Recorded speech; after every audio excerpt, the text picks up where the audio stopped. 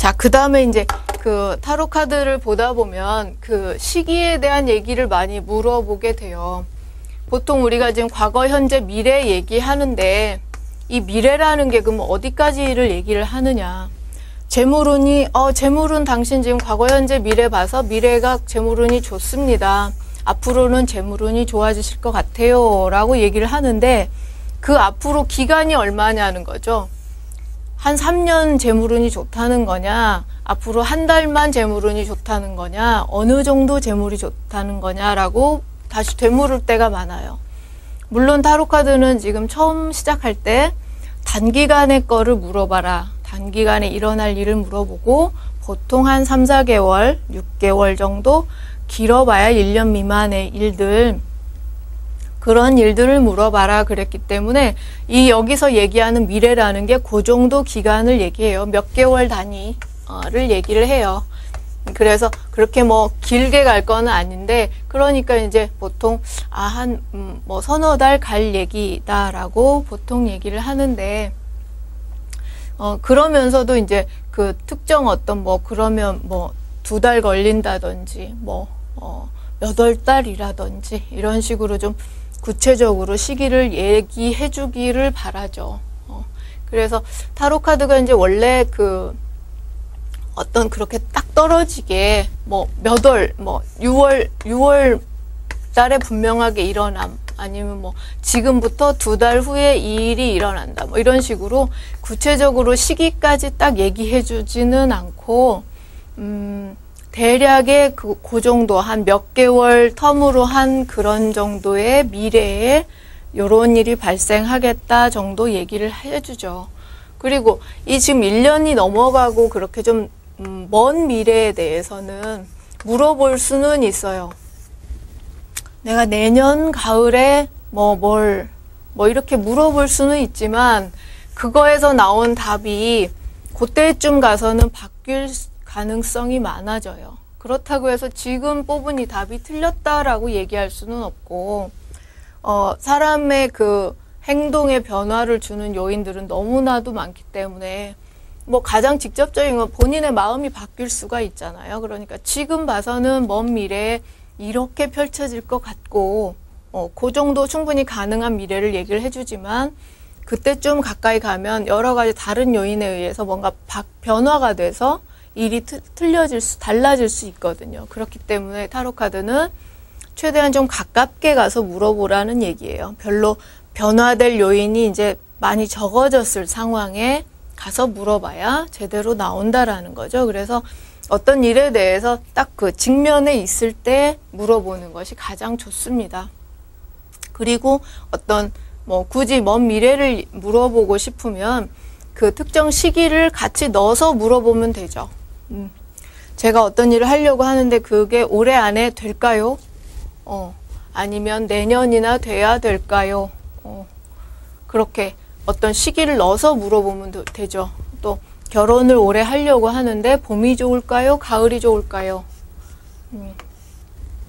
이런 식으로 어떤 시기를 또 뭐 다음 달까지 연락이 올까요? 뭐 이런 거 그런 거를 뭐 그냥 연락이 올까요? 라고만 물어보면 온다는 대답은 나오지만 그러면 언제 오냐를 또 다시 물어봐야 되잖아요. 그렇지 말고 다음 달까지 연락이 올까요? 라고 물어봐서 여기서 안 나오면 다음 달까지 연락이 안 온다는 얘기지 연락이 전혀 안 온다는 얘기는 아니죠. 그러면 다음 달까지는 연락이 안 오고 그러면 그 다음 달에는 연락이 올까요? 다시 물어봐서 여기서 예스라고 나오면 그 다음 달에 연락이 오는 거고 이런 식으로 특정 시기를 같이 아예 넣어서 물어보는 것이 차라리 낫고요. 그 다음에 이제 기타로 그 타로 카드의 그 어떤 몇 월 달 뭐 이런 것들을 딱 맞추기 위해서 응용하는 방법이 나온 카드에 보통 카드마다 다 숫자가 있잖아요. 예. 그 숫자를 보고 어떤 이제 대략의 시기를 예측하는 방법이 있습니다. 그래서 결과 카드가 뭐 이런 거, 뭐 결과 카드가 2번 여사제 카드로 딱 결과가 나왔어요.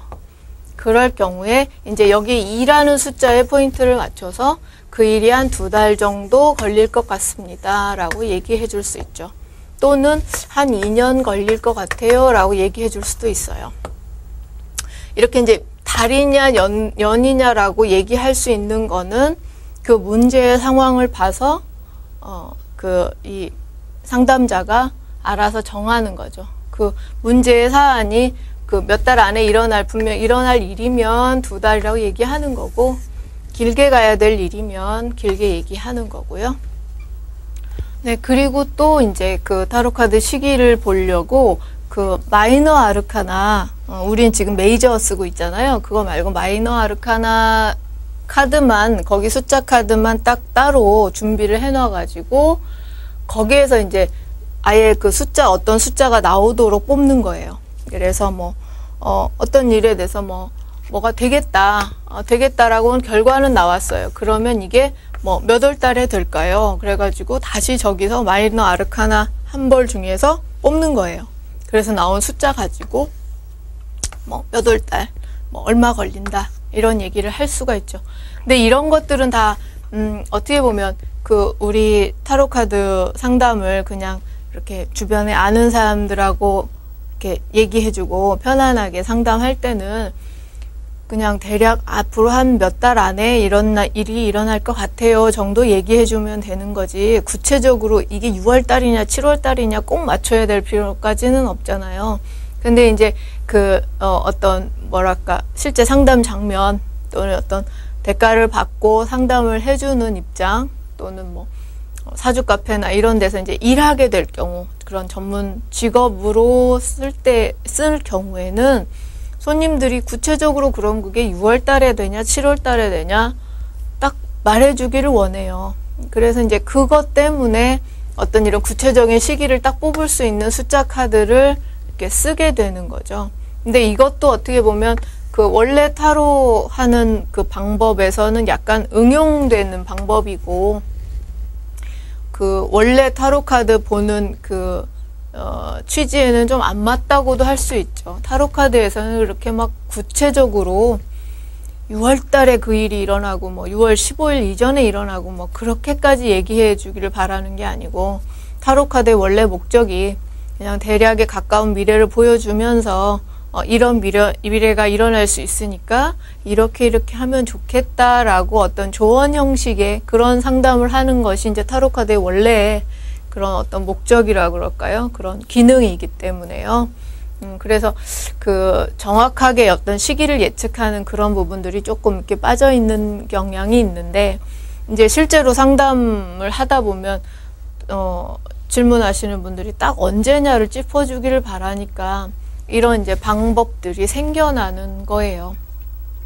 그리고 이제 또 다른 방법으로 이렇게 마이너 아르카나, 메이저는 약간, 마이너 카드까지 우리 이제 다 같이 쓰게 될 경우에, 예, 거기에 이제 그림 이미지를 보고, 그림을 보고 계절을 유추하는 거죠.